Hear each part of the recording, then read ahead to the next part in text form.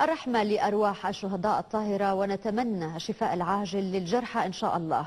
ورغم المجازر التي اقترفها المخربون وعناصر المجموعات الإرهابية المسلحة، ورغم صور وكميات الأسلحة التي صادرها الجيش العربي السوري، ورغم اعترافات المخربين أنفسهم بقيامهم بالقتل والتخريب ومحاولة سبي النساء وأخذ رهائن، وبأنهم قاموا بالتمثيل بالجثث، هل ثمة بعد اليوم من يسمي ما يجري في سوريا بأنه حراك شعبي يطالب بالإصلاح؟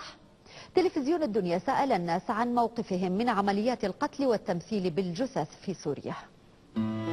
مشاهد جديدة لم يألفها السوريون على أرضهم، ولم يكونوا قبل الآن يرونها إلا في نشرات الأخبار، فكانوا يرفضونها خارج أرضهم، فكيف إن كانت في سوريا والضحايا سوريون؟ أكيد ما حدا بيحب هيك شيء يصير، كثير مقهورين، كثير زعلانين على هذا الشيء، بس ما بنعرف شو بدنا نحكي أكثر من هيك. الله يعمر هالبلد وتكون أزمة وتعدي. يعني أنا متأكد 100% إنه اللي عم بيصير أكيد إنسان ما عم بيرتكبه، هذا إنسان ما له علاقة بالإنسانية، وحش، تفظيع بالجثث، يعني شو ما كان السبب حرام، ما في دين بيسمح بهالشغلة، حرام. يعني إذا منكر ماشي يحط حاله محله، وشو بيعمل؟ قاعد بالشو؟ خليه يتخيل واحد، أي واحد منهم يتخيل أمه أو أخوه أو أخته أو أبوه هيك ماسكينه ومشرحينه ورامينه بالأرض، خليه شو بيكون شعوره؟ مش عندهم شعور؟ شاركوا الناس بمشاعرهم؟ يعني طبعا هذا الشيء بيرفضوا الدين، بيرفضوا الحياة، بيرفضوا الإنسانية. يعني نحن هذا الشيء اللي عم نشوفه صدقا يعني شيء بيأثر بالنفس، شيء مو طبيعي، شيء مو طبيعي أبدا. يعني هذا الحكي ما حدا بيقبله، يعني ولا إنسان فيه ذرة شعور أو دين بيرضى بهذا الشيء اللي عم بيصير.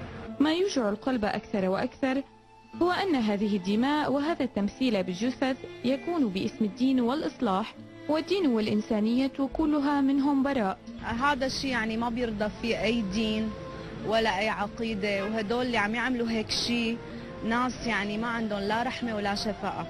يعني ما في شريعة من الشرائع اللي خلقها الله بيقبل القتل والتنكيل، ما في حدا فيه دين ايا كان دينه بيقبل هذا الكلام. انه التنكيل بالجثث هذا الشيء لا بيرضى لا دين ولا حدا، يعني ولا اي شخص ولا اي طائفه ولا اي انسان. يعني التنكيل اللي عم يحصل بالجيش ما بتعرفوا لا دين ولا ديانه ولا اعراف دوليه ولا حدا، وهذا شيء حرام. يعني انا متاكد وبزم تمام اللي عم بيقوم بهذا العمل لا يعرف شيء من الانسانيه. هذه المشاهد غريبة وستبقى غريبة عن سوريا والسوريين، ولن تعيش بيننا كثيرا. سارة الحوشي، تلفزيون الدنيا، دمشق.